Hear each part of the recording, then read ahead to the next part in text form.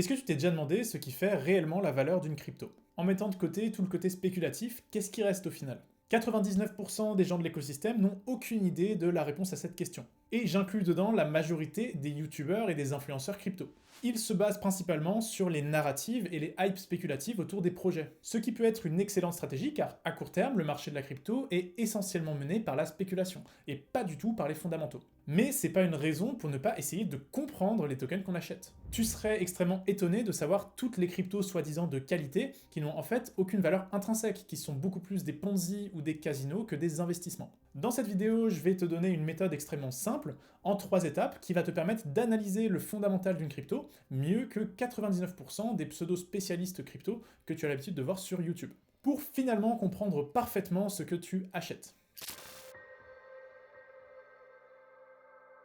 À partir de maintenant, on parle plus du tout de crypto, mais de token, c'est une appellation qui est plus correcte. Déjà, qu'est-ce que c'est un token? Un token, c'est un objet numérique qui permet de représenter la valeur, de la stocker et de l'échanger facilement. Il faut bien comprendre que c'est qu'un véhicule de valeur. Il ne fait que transporter de la valeur, il ne crée pas de valeur. Il ne suffit donc pas de créer un token pour qu'il ait par magie de la valeur. Il faut d'abord générer de la valeur, et ensuite, éventuellement, on pourra retranscrire cette valeur en une hausse du prix du token, par des mécanismes extrêmement spécifiques dont on parlera plus tard. Donc la première étape pour analyser la qualité d'un token, c'est d'abord d'oublier 2 minutes le token, et de se demander quelle valeur est réellement créée par le projet et qui bénéficie de cette valeur.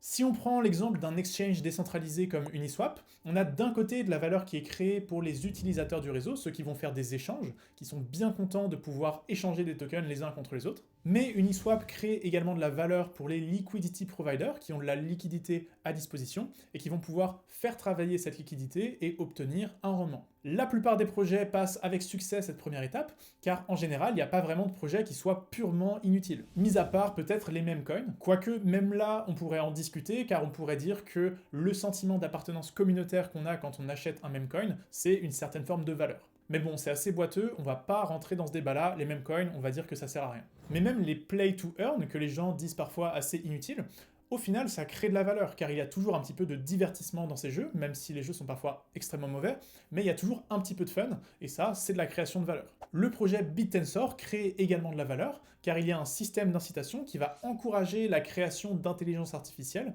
et ça, on peut dire que c'est de la vraie création de valeur. Mais un projet qui a une réelle utilité, qui crée de la valeur, ça veut pas forcément du tout dire un bon token. Alors on passe à l'étape 2.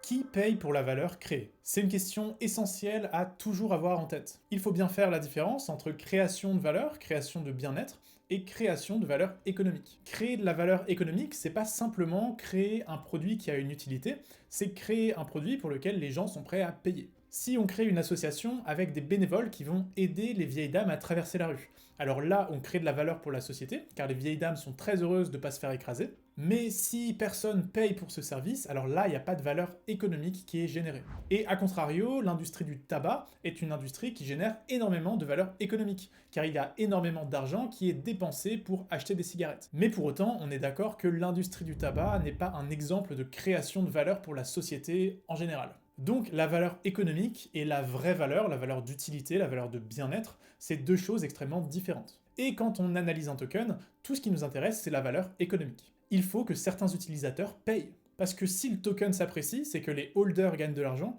et s'il y en a qui s'enrichissent, c'est qu'il y en a à côté qui ont perdu de l'argent. Alors soit celui qui a perdu de l'argent, c'est un autre spéculateur, qui a été un petit peu plus mauvais dans sa spéculation, mais là on est clairement sur des Ponzi, et c'est pas du tout ce qui nous intéresse. Soit il y a un utilisateur qui va réellement payer de son plein gré pour bénéficier de la valeur qui est créée par le projet. Quand je dis payer, ça peut se faire de plusieurs manières. Ça peut être en dépensant du capital, mais ça peut aussi être en immobilisant du capital. Quand on immobilise du capital, en stakant ou en holdant un token par exemple, c'est un coût d'opportunité, car ça nous oblige à ne pas utiliser ce capital autre part. Donc globalement, il faut tout simplement identifier des utilisateurs qui vont soit dépenser de l'argent, soit bloquer du capital, immobiliser du capital, et ce pour bénéficier de la valeur qui est créée par le projet. Et je précise bien dans le but de bénéficier de la valeur qui est créée par le projet, car il faut mettre de côté, il faut oublier tous ceux qui sont là uniquement pour gagner de l'argent. Ceux qui hold le token par spéculation ou qui stake le token pour recevoir un rendement, ça nous intéresse pas, ils sont pas là pour bénéficier de la valeur, ils sont là pour extraire de la valeur. Il faut vraiment identifier des utilisateurs qui sont là et qui vont payer pour autre chose qu'une espérance de gain. C'est là que BitTensor va échouer dans son état actuel en tout cas. Si on regarde un peu leur modèle, les seuls qui payent aujourd'hui en brûlant du token TAO ou en stakant du token TAO, ce sont les contributeurs qui veulent devenir validateurs ou mineurs. Et ils font ça dans l'espoir de pouvoir obtenir un rendement. Ils veulent devenir contributeurs pour pouvoir capter une partie de l'inflation des TAO. Ils sont motivés uniquement par l'appât du gain, et ça peut pas donner une prise de valeur saine du token.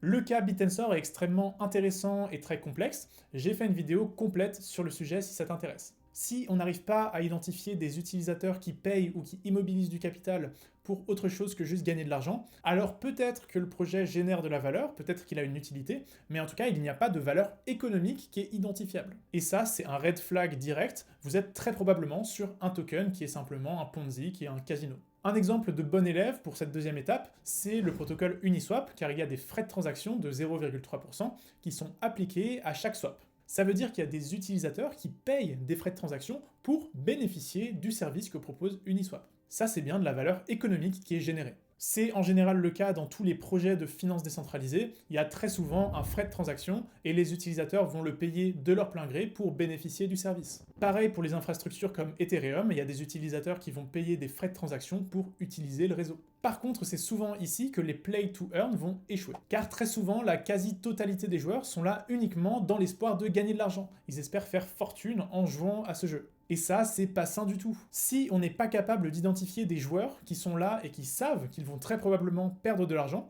et qui sont tout à fait ok avec ça, et qui sont tout à fait ok avec le fait de continuer à jouer, même si ils perdent de l'argent sur le long terme. Ou si il y a certains joueurs comme ça, mais qui sont extrêmement minoritaires relativement à tous ceux qui sont là pour gagner de l'argent, alors on est encore une fois dans un système qui s'apparente à une pyramide de Ponzi, et qui va se crasher tôt ou tard. Un bon exemple était le jeu Sorare, j'ai fait aussi une vidéo sur le sujet. Bon, donc ça c'était la deuxième étape. Identifier les utilisateurs qui payent pour bénéficier de la valeur créée par le projet. Si tu arrives à identifier ça, on est pas mal du tout. T'as probablement trouvé un projet qui est pas dégueulasse. Mais un bon projet ne signifie pas forcément un bon token. Il reste une ultime étape d'analyse. L'ultime étape, c'est de se demander si la manière dont les utilisateurs payent va exercer une pression haussière naturelle sur le token. Autrement dit, on se demande si la valeur économique qu'on a identifiée qui est créée par le projet va être retranscrite en pression haussière sur le token. Si on reprend l'exemple d'Uniswap, on a vu qu'il y avait de la valeur économique qui était créée car il y avait des frais de transaction qui étaient payés. Dans la première version d'Uniswap, tous les frais de transaction étaient redistribués au liquidity provider. Donc ça, par exemple, ça n'exerce aucune pression haussière sur le token Uni. Donc historiquement, la manière dont a été conçu le token de gouvernance Uni n'exerçait aucune pression haussière sur le token. Comme la plupart des tokens de gouvernance, la valeur du token Uni est avant tout spéculative. Ceci dit, une proposition de gouvernance a été faite assez récemment pour redistribuer une partie des revenus vers les holders de tokens. Et ça, typiquement, si c'est accepté, c'est une mécanique qui va instantanément donner une dynamique beaucoup plus saine à la prise de valeur du token Uni. D'ailleurs, le jour de l'annonce de cette proposition, la valeur du token Uni a bondi de 60% en anticipation d'une potentielle acceptation de la proposition. Bon, mais oublions un petit peu le token d'Uniswap. D'une manière beaucoup plus générale, c'est quoi la règle qui permet d'identifier une pression haussière saine, palpable, sur le prix d'un token ?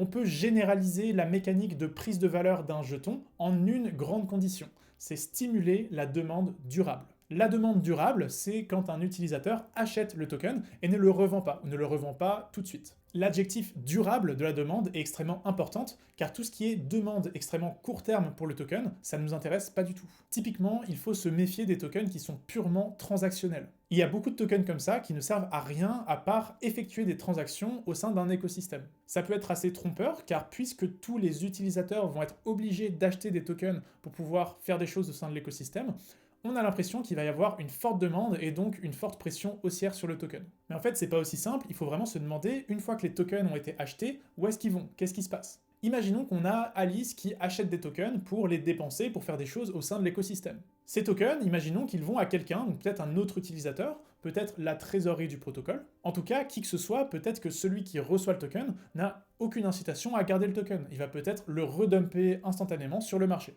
Et bien si on a ce genre de système, donc en gros les tokens transactionnels, on va avoir des très gros volumes sur le token, mais si ces tokens sont revendus très rapidement par ceux qui reçoivent les tokens, alors il n'y aura aucune pression haussière durable sur le prix. Car la pression acheteuse est très rapidement compensée par une pression vendeuse qui est équivalente. C'est pour ça que j'insiste sur le fait que ce qui nous intéresse, c'est vraiment la demande durable, donc c'est les utilisateurs qui vont acheter un token, et ce token, il faut qu'il termine soit brûlé, soit staké, ou alors holdé pendant une période de temps plus ou moins longue. Mais attention, pour que cette pression haussière soit réellement saine, il faut que cette demande durable ne soit pas motivée par l'appât du gain. Là, c'est un petit peu technique, on va donner un exemple qui est pas si évident que ça. Prenons l'exemple des tokens qui proposent un staking avec un rendement. Ce rendement va encourager les gens à staker des tokens, donc ça va attirer des grandes quantités de staking, et ça va exercer une pression haussière sur le token. Sauf qu'on pourrait dire que ce staking n'est motivé que par l'appât du gain, qui n'est pas naturel. Donc est-ce que cette pression haussière est saine? Eh ben en fait, ça dépend. Ça dépend d'où vient le rendement qui est proposé. Très souvent, le rendement est financé par de l'inflation, c'est-à-dire la création de nouveaux tokens, donc il est financé par la dilution de la valeur des tokens en circulation.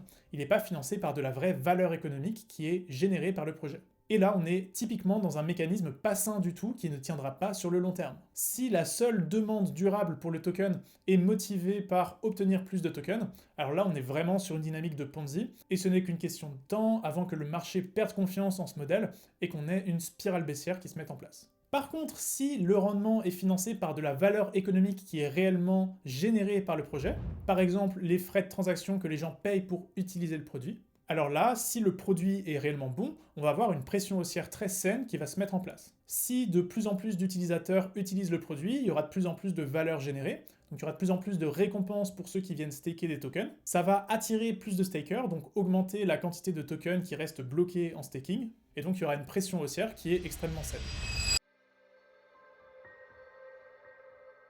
Très concrètement, voyons quelques exemples de mécanismes qui fonctionnent très bien pour la prise de valeur d'un token. Très simplement, si le protocole génère des revenus et qu'utilise ces revenus pour acheter des tokens sur le marché pour les brûler, on appelle ça le buyback and burn, et ça c'est un mécanisme qui est extrêmement simple, qui est extrêmement efficace pour la prise de valeur d'un token. Encore faut-il que le protocole génère des revenus. Plus le produit sera bon, plus il y aura de revenus qui seront générés, et plus il y aura une pression haussière. Un autre exemple qui est un petit peu plus subtil, un petit peu plus indirect, c'est quand les revenus sont redistribués aux stakers. Alors là, ça marche aussi plutôt bien. Si le produit est bon, il y aura de plus en plus de revenus, il y aura de plus en plus de gens qui vont être attirés, qui vont staker des tokens, et ça va exercer une pression haussière sur le token. Les deux mécanismes que je viens de décrire sont utilisés tous les deux par Ethereum.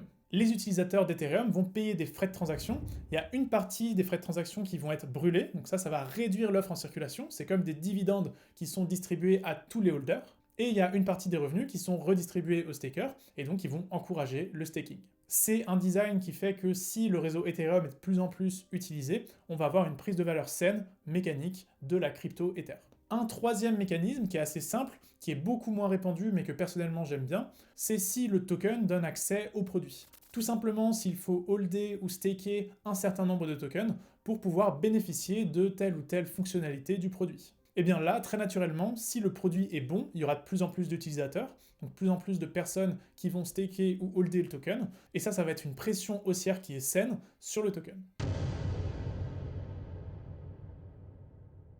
Bon, ceci étant dit, il ne faut pas utiliser cette méthode pour faire des choix d'investissement. Ou en tout cas, surtout pas uniquement cette méthode. Pour plusieurs raisons. D'abord, on n'a pas parlé ici de la politique d'émission des tokens. Si jamais on a des très bons mécanismes de demande durable autour du token, alors on va avoir une pression haussière sur le token. Mais si à côté de ça, on a une politique d'émission qui introduit toujours des nouveaux tokens, alors il y aura une pression baissière qui va potentiellement venir plus que compenser la pression haussière. Ça marche pour la politique d'émission, mais aussi pour les politiques de déblocage de tokens, c'est pareil. Donc il faut prendre en compte également, évidemment, les pressions baissières par augmentation de l'offre en circulation. Il y a une deuxième chose, c'est que même si, admettons, il n'y a pas trop de pression baissière, et on a des mécanismes intéressants de demande durable sur le token, Eh bien là encore, ça veut pas forcément dire que le token va s'apprécier en valeur, car ça va dépendre de la qualité du produit. En gros, avec cette méthode, peut-être que vous allez trouver que le token est très bien designé, qu'il y a des mécanismes intéressants de pression haussière sur le token, mais d'un autre côté, si le produit est pourri et qu'il n'y a pas d'utilisateurs qui viennent, alors il n'y aura aucune pression haussière. In fine, même si le token a un bon design, il faudra que le produit soit bon et que l'équipe derrière le produit exécute correctement. Et enfin, même si on a pris tout ça en compte et qu'on a un super produit, un super token, eh bien il faut garder en tête qu'il n'y a absolument aucune corrélation entre les variations du prix à court terme et la qualité du produit, la qualité du token. Il faut toujours avoir en tête qu'à tout moment, le marché est censé pricer la qualité des tokens, la qualité des projets. Donc si le token est excellent, normalement le marché l'a déjà pricé et le prix est déjà adéquat avec la qualité du token. Et pareil, si on a un token qui est tout pourri, ça ne veut pas forcément dire qu'il va chuter, parce que normalement le marché a déjà pricé le token en fonction de sa qualité. Donc l'analyse fondamentale ne sert à rien à court terme. Toutes les variations de court terme sont uniquement spéculatives. Personnellement, j'utilise cette méthode pour aider mes clients à créer un token qui soit cohérent, qui soit robuste. Et je l'utilise également pour mes investissements personnels, mais pas en espérant faire des meilleures performances, mais plutôt pour avoir l'esprit tranquille avec mes investissements. Pour avoir l'impression de faire plus un investissement qu'un casino. Ça me permet de moins paniquer si le marché part en couille, et de me dire que si mon analyse est bonne, sur le long terme, le token remontera forcément. Tu sais maintenant comment détecter les mécanismes qui font qu'un token va pouvoir prendre de la valeur de manière saine, et pas seulement spéculative. Si tu as aimé cette vidéo, ce serait génial que tu t'abonnes à ma chaîne, et moi je te dis à très bientôt.